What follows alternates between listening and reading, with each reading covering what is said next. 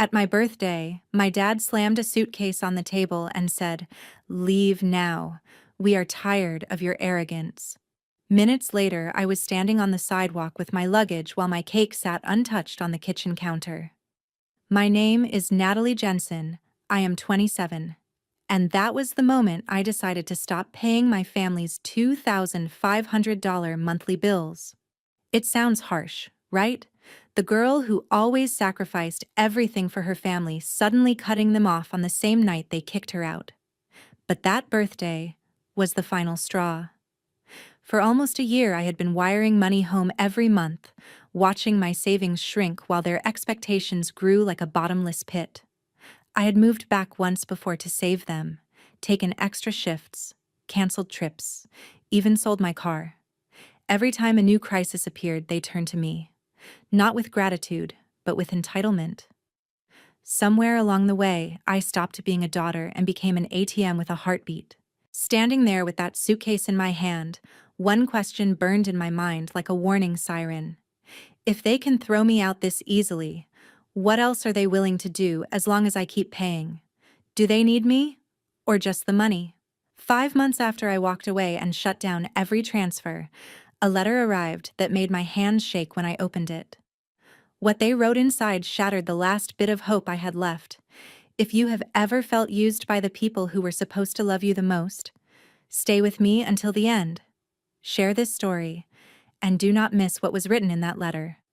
To understand how I ended up outside with a suitcase on my birthday, you have to know what happened almost a year earlier, the day my phone lit up with a call that changed everything.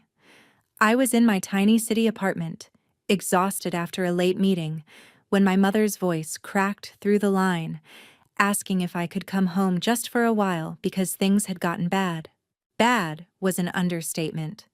My dad had lost his job after getting caught borrowing money from the company to cover his gambling debts. He called it a misunderstanding, but the truth was simple. He had been betting on sports behind everyone's back, and the numbers finally caught up with him. Bills had piled up, the mortgage was behind, and the minimum payments on the credit cards were swallowing what little income they had left. The number they needed every month to stay afloat was brutal: $2,500. I remember staring at my bank app, calculating how many months my savings could cover that amount. My chest tightened. I had worked so hard to build a life for myself, yet suddenly, I was the only lifeline for a house I had already moved out of. Still, when I heard the desperation in my mother's voice, I said yes. That one syllable felt like signing a contract I hadn't read carefully enough. I packed a few bags, put my own plans on pause, and moved back into my old room. The first day I walked through the front door, the house felt smaller than I remembered. My dad avoided my eyes, suddenly busy with paperwork he pretended to understand. My mother fluttered around, overcompensating with forced cheerfulness, and my younger sister barely looked up from her phone, muttering a quick hey before sliding her headphones back in. The first family dinner after I came back was painfully awkward. They talked around the problem instead of about it, like the debt was some ghost in the corner no one dared to acknowledge. Finally, I said, "Let's be clear. How much do you need every month?" My dad cleared his throat and gave me the number, 2,500, like he was reading the weather report. No apology, no plan, just expectation. I wired the first payment that same week. My dad hugged me so tightly I almost believed we were a team. "You saved us," he whispered. For a moment I felt proud, like I was doing the right thing. Maybe this sacrifice would pull us all closer. But gratitude fades fast when people start to rely on you. Within a few weeks, no one asked if sending that money was hard for me. It just became a given. The bills arrived, I paid, and life went on as if that was my duty. Whenever I brought up my own career or the promotion I was chasing, the conversation fizzled out. No one talked about my dreams, only about due dates and late fees. One afternoon, I walked past the living room and heard my dad on the phone. "Don't worry," he laughed. My oldest has it covered, she's making good money in the city. For the first time, his words didn't sound grateful. They sounded like he was bragging about owning a golden goose. Later that week, my sister cornered me in the hallway, waving her cracked phone screen in my face. "Since you're helping with everything anyway, can you get me the new model?" she asked casually, as if we were talking about buying a coffee. When I hesitated, she frowned. "It's just a phone. You earn way more than me." Something inside me twisted. This had nothing to do with survival anymore. This was about comfort, image, lifestyle. My help had turned into a habit, and that habit was turning into entitlement. That night, lying in the dark on my childhood bed, I caught myself whispering a question I was too ashamed to say out loud. Do they actually need me, or do they just need my account number? If I stop paying tomorrow, would they finally see me, or just panic because the money disappeared? If you were in my place, would you move back home and risk losing everything you had built just to rescue a family that might be using you? Tell me honestly in the comments, because that question haunted me for months before my birthday suitcase ever appeared. For the first couple of months, I treated those transfers like a temporary bandage. I told myself I was just helping my family get back on their feet. $2,500 at the start of every month, rent for my apartment in the city, plus their bills in the suburbs. I joked that I was paying for 2 lives while barely living one. On payday, my phone would buzz with a notification from the bank. Money in. Minutes later, another notification. Money out. The numbers dropped, but nobody at home seemed to notice my anxiety when I opened my banking app. They only noticed if a payment was a day late.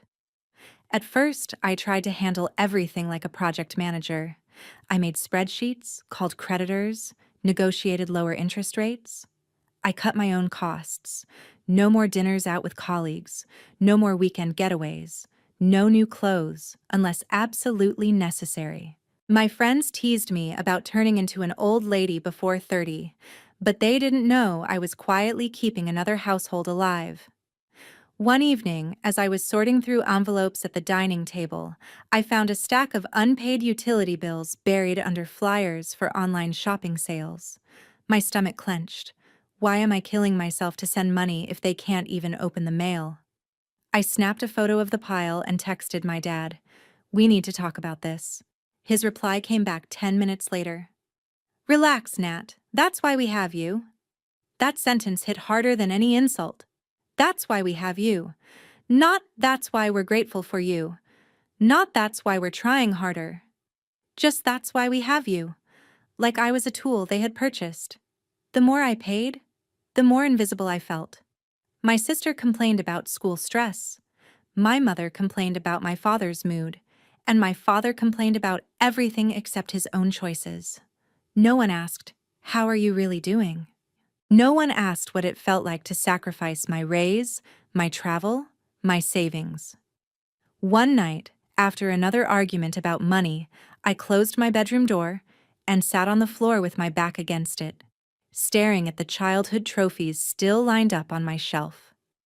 Perfect attendance, spelling B, honor roll. I remembered how they used to clap at every award ceremony, proudly telling relatives, "She's our smart one. She'll take care of us one day." Back then, it sounded like a compliment. Now it felt like a prophecy I'd never agreed to. I whispered to myself, am I keeping this family alive, or am I slowly killing my own future for people who don't even see me? The thought scared me, because deep down I knew the answer. The turning point came on a Friday when my credit card statement arrived. I had set it up so some household expenses went through my account for convenience, like groceries and gas. As I scrolled through the charges, one line made my blood run cold.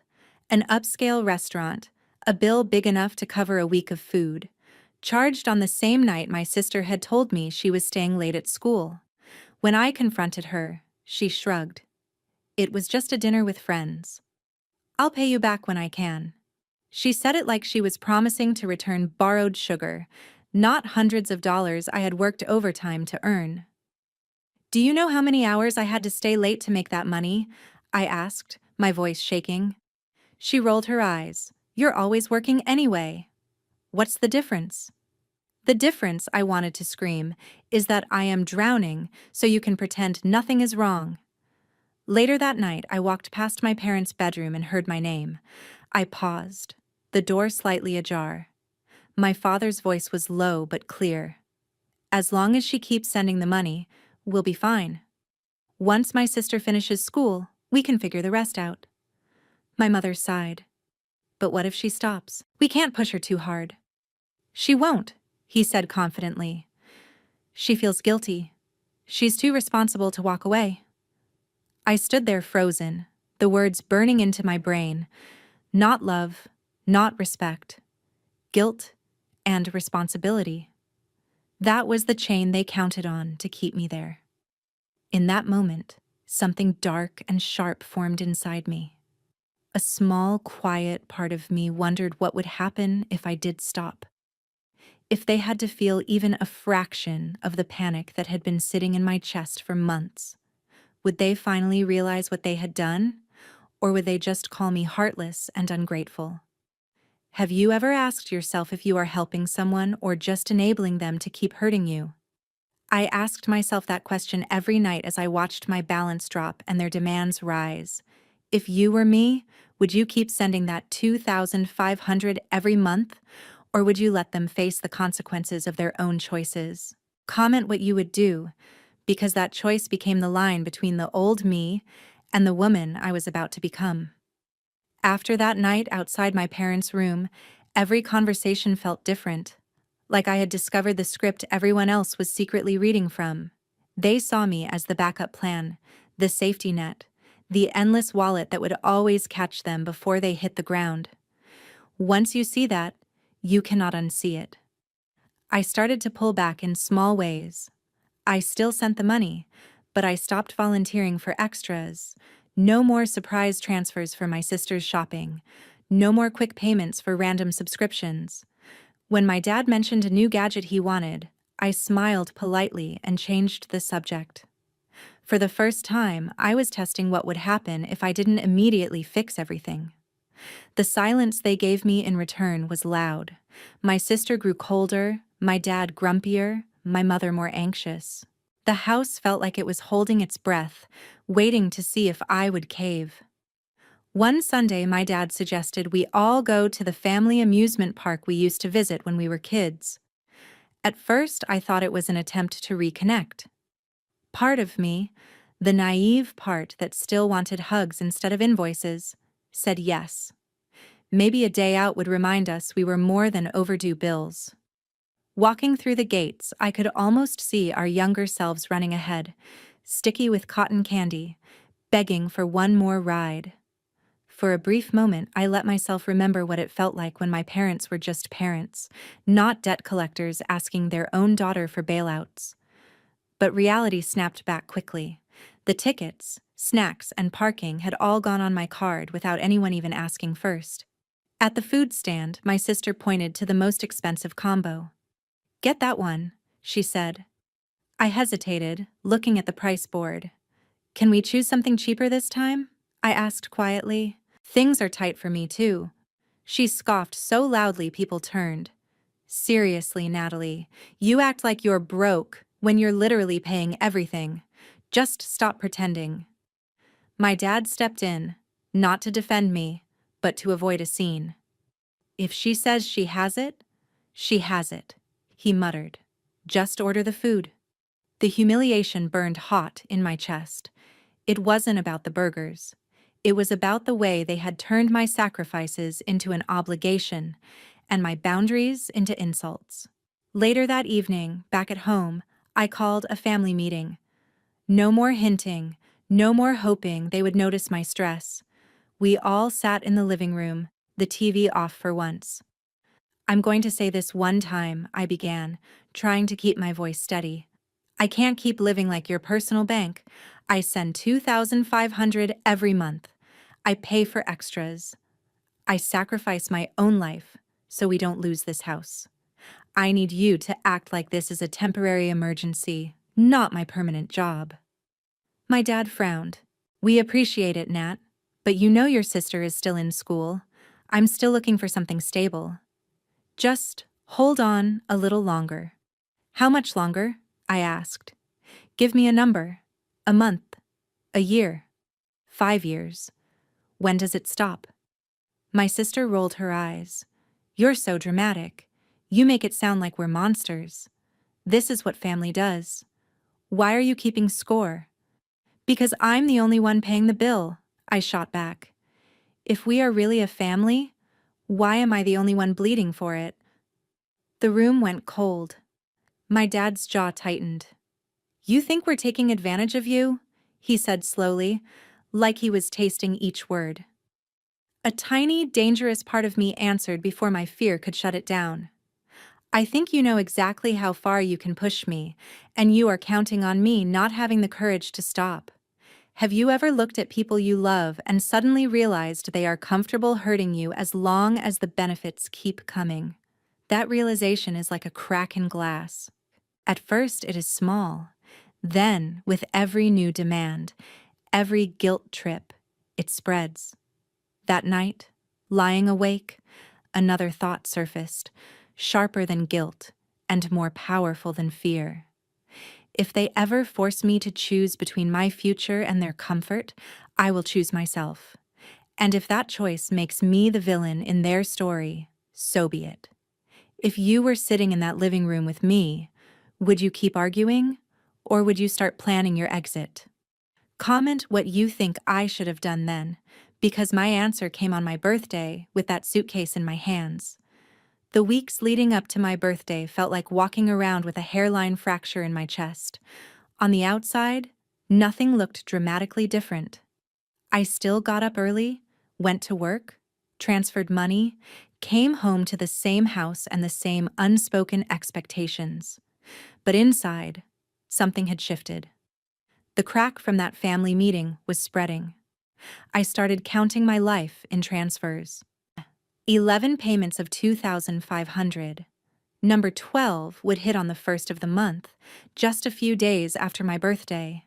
I did the math over and over again, like maybe the numbers would magically become less terrifying if I tortured myself with them long enough. One Tuesday night, I sat at the kitchen table with my laptop open, bank account on one tab, job listings on another. If I moved back to the city, I could take a promotion my boss had hinted at.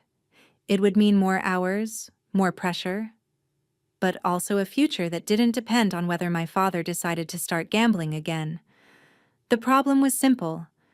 As long as I kept paying their bills, I could not afford to move out. And as long as I lived there, they expected me to keep paying. I finally spoke the thought out loud. Next month will be the last full transfer, I told my reflection in the dark kitchen window. After that, they figure it out. Or they lose the house. The words scared me, but they also made me feel something I hadn't felt in months: control. The next evening at dinner, the topic of money surfaced again, as it always did. The electricity bill had gone up, the car needed repairs. My sister wanted to enroll in an extra course that cost more than my rent used to. My fork paused halfway to my mouth. I need to tell you something, I began. After next month, I'm cutting the amount I send. I can't keep handling the full $2,500. I need to start saving for my own place again. Silence. Then my dad set his glass down a little too hard. You're joking, right? I shook my head. I'm serious. I've helped for almost a year. I'm drowning. I need to think about my own future. My sister scoffed. Your future. You talk like we're strangers.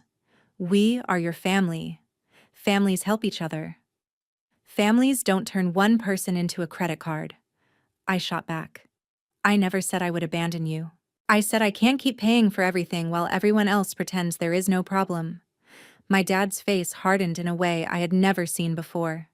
So now you're the victim, he said quietly. You, the one who has a job, savings, options. You think you're better than us because you make more money.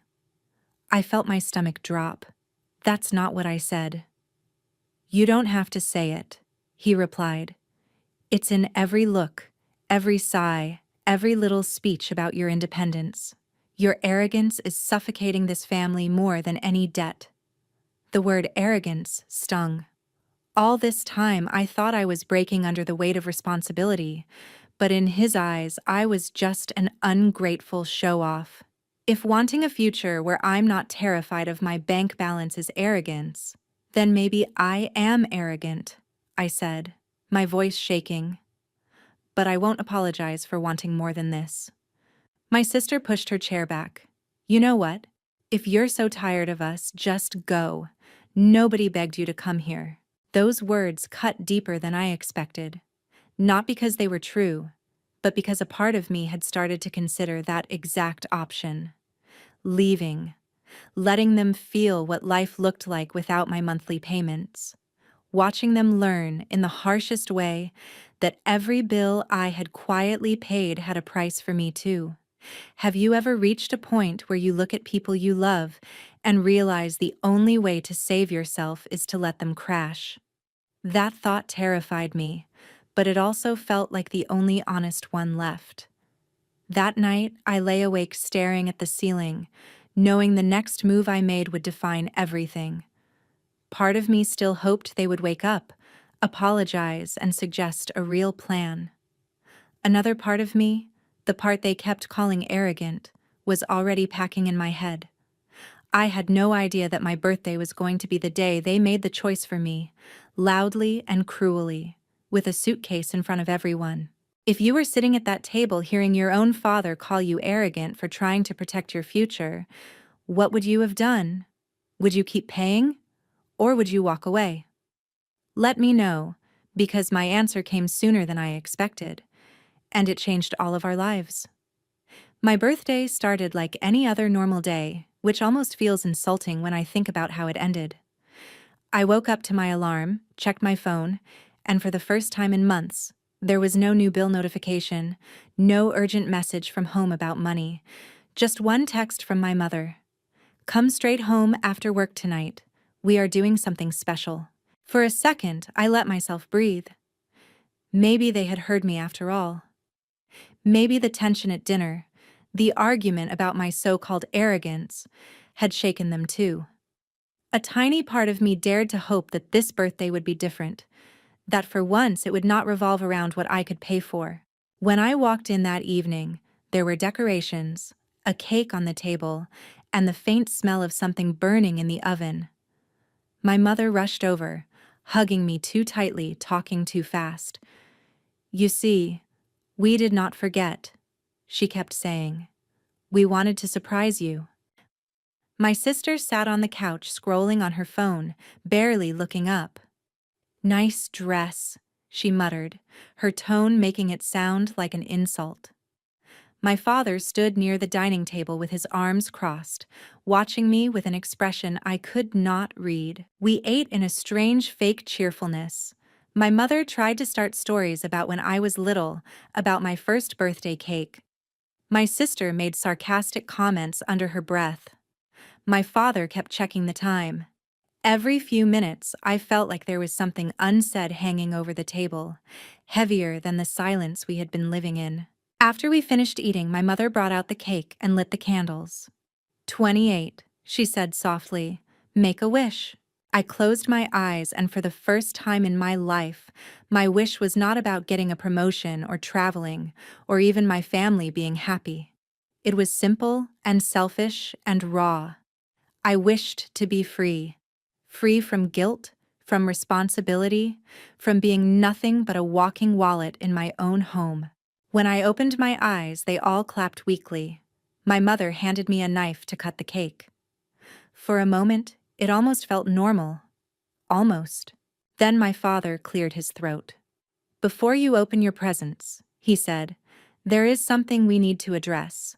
His voice had that falsely calm tone people use right before they drop a bomb. My stomach tightened. Here it is, I thought. The money conversation, even on my birthday. He looked at me steadily. Your mother told me you are serious about cutting the payments. That after next month you will not cover everything. Is that true? I nodded. Yes. I have to think about my own life too. His jaw clenched. For a family that has given you everything, you think it is acceptable to abandon us when we need you the most. Given me everything.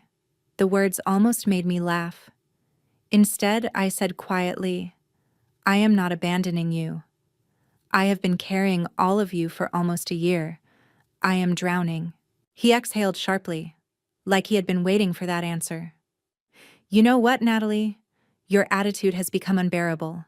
Your independence, your lectures, your constant reminders of what you pay for. We are tired of your arrogance. The room went very still. My mother whispered, maybe we should talk about this another time. It is her birthday. No, he snapped. This is exactly the time. She needs to hear it. He walked over to the corner and picked something up. It was a suitcase. Not new. The old one I used when I first moved to the city. He set it down hard on the floor in front of me. The sound echoed. Pack your things, he said. Leave now. We are tired of your arrogance. For a moment, I thought I had misheard him. On my birthday, in a room with decorations and a cake with my name on it, my father was giving me a suitcase and telling me to get out. My mother gasped, "This is going too far." My sister folded her arms. "If she is so unhappy here, let her go. She acts like a martyr anyway." My heart pounded so loudly I could barely hear my own voice. So that is it. After everything I have paid, everything I have given up, you are kicking me out because I am finally saying no. You are not a prisoner here, my father said coldly. No one forced you to come back. If you cannot respect this family, then go live your perfect independent life somewhere else. Respect. That word almost choked me. What he really meant was obedience. I looked at the suitcase. For months, I had fantasized about leaving. I had imagined long, painful conversations, maybe tears, maybe apologies. I had never imagined it would be like this. Public, humiliating, final. Fine, I said, my voice suddenly clear. If you want me gone, I will go. But understand something. You are not just throwing out your daughter. You are throwing out the only person keeping this house from collapsing. The transfers stopped tonight. All of them. My mother started crying. Please, we do not mean that. We just need some time. My father cut her off with a sharp gesture. If she wants to threaten us with money, let her go. We will manage. Would you have stayed and begged them to reconsider? Or would you have done what I did next? Because in that moment, every part of me that had been clinging to hope finally let go. I walked to my room, pulled clothes from hangers, grabbed my documents, my laptop, the few things that were really mine. I could hear my sister in the hallway whispering on the phone about the drama, like my life was an episode to gossip about. Within 30 minutes, my entire life fit into that suitcase he had so kindly provided. I rolled it back to the living room. The cake was still on the table, untouched. Candles melted into small, twisted shapes. My father did not look at me. My sister pretended to be deeply interested in her screen. My mother stood near the kitchen, hands shaking. Good luck, my father said flatly. Do not come back here acting like a savior again. I stood in the doorway and said the only thing left to say. You will miss my arrogance when the bills arrive next month and there is no money. Then I stepped outside, dragging the suitcase behind me. The door closed with a dull click, and just like that, the house I had broken myself to save was not my home anymore.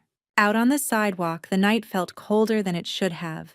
I thought of every transfer, every extra shift, every time I had swallowed my anger, and I made myself a promise. No more. No more paying, no more begging, no more apologizing for wanting a life of my own. Have you ever had a birthday turn into a nightmare you did not see coming? If your own father handed you a suitcase and told you to leave, would you still keep paying his bills after you walked out? Tell me in the comments, because for me, that suitcase was not just a bag. It was the line where love ended and revenge quietly began. 5 months later, when the consequences finally caught up with them, a letter arrived in my new mailbox that made my hands tremble as I opened it. What they wrote inside was nothing like I expected. The first month after I left was chaos wrapped in adrenaline. I crashed on a friend's couch in the city, took the promotion my boss had been hinting at, and threw myself into work like it was the only thing holding me together. In a way, it was. On the first of the month, my phone did not buzz with a transfer confirmation for $2,500. I stared at the empty notification bar and waited for the panic to flood in. Instead, I felt a strange, shaky calm. For the first time in almost a year, my money was mine. The calls from home began 3 days later. First my mother, then my sister, then unknown numbers that I knew were creditors. I let most of them go to voicemail. When I did pick up, it was to repeat the same sentence I had promised myself I would not break. I cannot help you anymore. You told me to leave. I left. The guilt came in waves, especially at night. I would picture the house, the stack of bills on the kitchen table, my mother's worried face.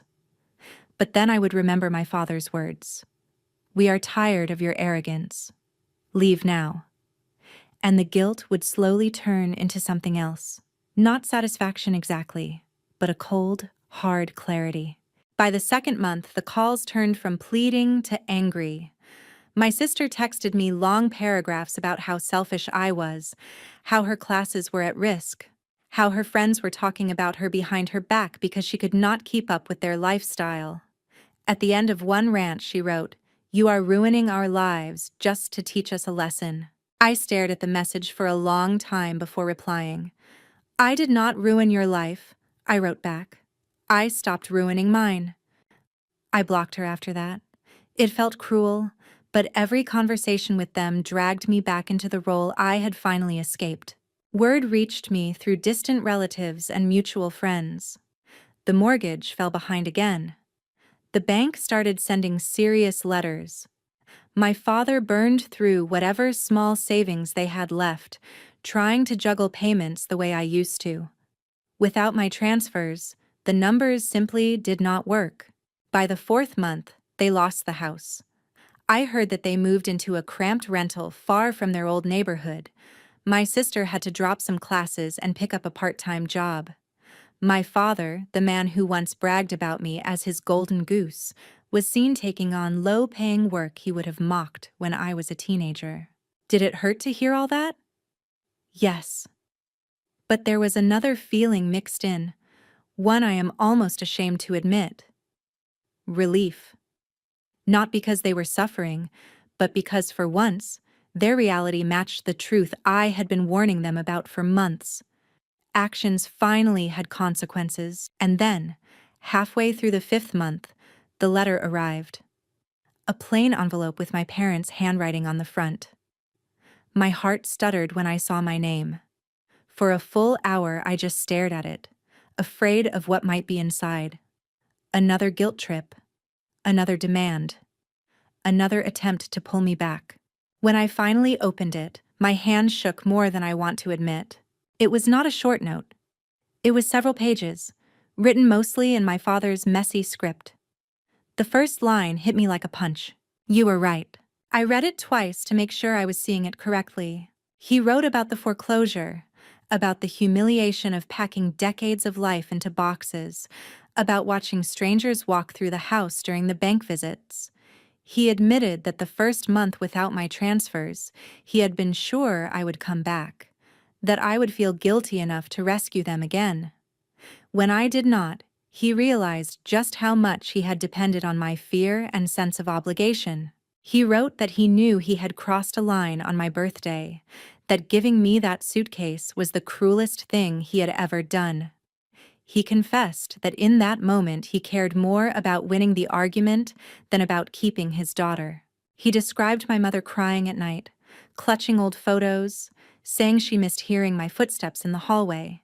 He even wrote about my sister, admitting that they had allowed her to grow up entitled, convinced the world owed her comfort.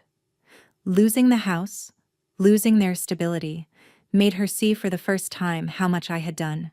Then came the part that left me truly speechless. "We are not asking you to come back or to pay anything for us anymore," he wrote.